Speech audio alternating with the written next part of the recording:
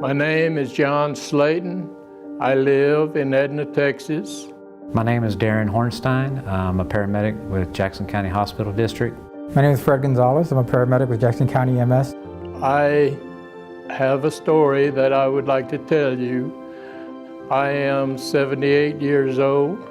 I was in my yard working that morning. I was going to cut my grass, and I went in the house. First thing that happened was it felt like somebody stuck a knife in my chest. I had a heart attack. I wanted to ignore it. I got up and went into the living room where my wife was at, and I told her I was having problems. It was his wife that told him, no, we need to get to the emergency room now. So she got him in the vehicle and drove him to the ER. It was only a matter of minutes before they found out what was going on and called us, and then that's when we showed up. And they put me on a bed-like thing, and they started checking this and checking that. And the next thing I knew, I was on an ambulance. They took me on to the hospital, and as we was approaching the hospital, once we get Mr. Slaton in the back of the ambulance, he was able to talk a lot more. He started joking in the back of the ambulance. He started to be more calm. We keep track of his BP and his vital and his pulse rate. We followed everything in our protocol as far as medication administration. I don't know what they give me, but it made the hurt stop. We have to give all this information to the ER so they'll be ready to perform anything they need to perform on before we get there. It is important to transmit what we have on the cardiac monitor to the ER so that way the doctor will be able to review it, so that way they'll be ready. I didn't have to ask anybody what was going on with me. I knew I'd never had a heart attack before in my life, but I knew what was happening. Well, there was 2 nurses already waiting there. The doctor was already reviewing the paperwork that I already sent him.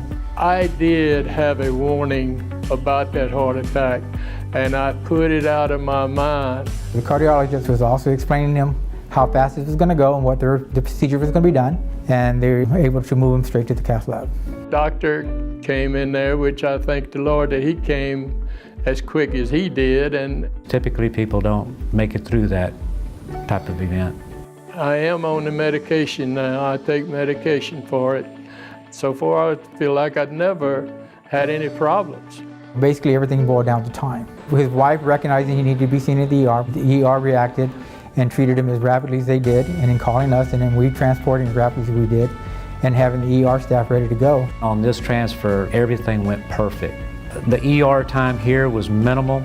They never had to stop for nothing. They went all the way to the hospital. The Lord was riding with me. The stars were aligned perfectly for this gentleman, and he got there and got the attention that he needed. The Jackson County Hospital staff saved my life. They worked with me. They took good care of me. They are 2 of God's angels, and I appreciate them very much, and I thank the Lord for them. I tell my wife I go through adventures. I like life, I like adventures, and I've been all kind of adventures. That's one adventure I'll never forget.